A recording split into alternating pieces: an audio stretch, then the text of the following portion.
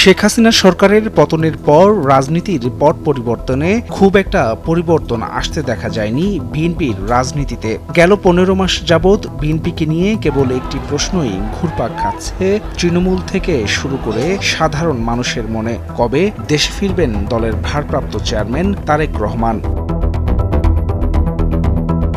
সম্প্রতি সংকটাপন্ন অবস্থায় খালেদা জিয়া হাসপাতালে ভর্তি হলে উৎকণ্ঠা ছড়িয়ে পড়ে দল মত নির্বিশেষে সবার মাঝে। তখন সামাজিক যোগাযোগ মাধ্যম থেকে শুরু করে চায়ের আড্ডায় আবারও আলোচনায় তারেক রহমানের দেশে ফেরার প্রশ্ন।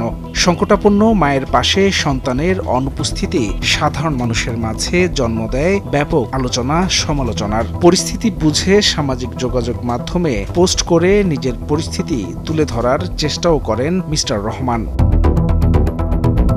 শেখ হাসিনা সরকারের পতনের পর থেকে এই সময়ে আইনি প্রক্রিয়ায় আওয়ামী লীগ সরকার এবং তারও আগে সেনা সমর্থিত তত্ত্বাবধায়ক সরকারের সময়ে দায়ের হওয়া সব মামলাতেই অব্যাহতি পেয়েছেন বিএনপির ভারপ্রাপ্ত চেয়ারম্যান ও তার স্ত্রী। নিরাপত্তা নিশ্চিত করতে বিএনপির পক্ষ থেকে দুটি বুলেট প্রুফ গাড়ি কেনা ও অস্ত্রের লাইসেন্সের আবেদনও সংবাদ মাধ্যমে প্রকাশ পেয়েছে। ফলে মামলা বা নিরাপত্তার দিক দিয়ে তারেক রহমানের দেশে ফেরার স্পষ্ট কোনো বাধা নেই, এমনটাই মনে করা হচ্ছিল। তবে বিএনপির একাধিক সূত্র বলছে তারেক রহমানের দেশে ফেরার বিষয়ে আন্তর্জাতিক কূটনৈতিক অঙ্গনের কিছু প্রভাবশালী দেশের আপত্তি এখনও রয়ে গেছে। কোন দেশ, কেন এবং কিভাবে এই আপত্তি জানিয়েছে সেটি এসব সূত্র নিশ্চিত করতে পারেনি। তবে তাদের মতে কূটনৈতিক এই সংবেদনশীল বিষয়টি তারেক রহমানের সিদ্ধান্ত গ্রহণে বড় প্রভাব ফেলছে।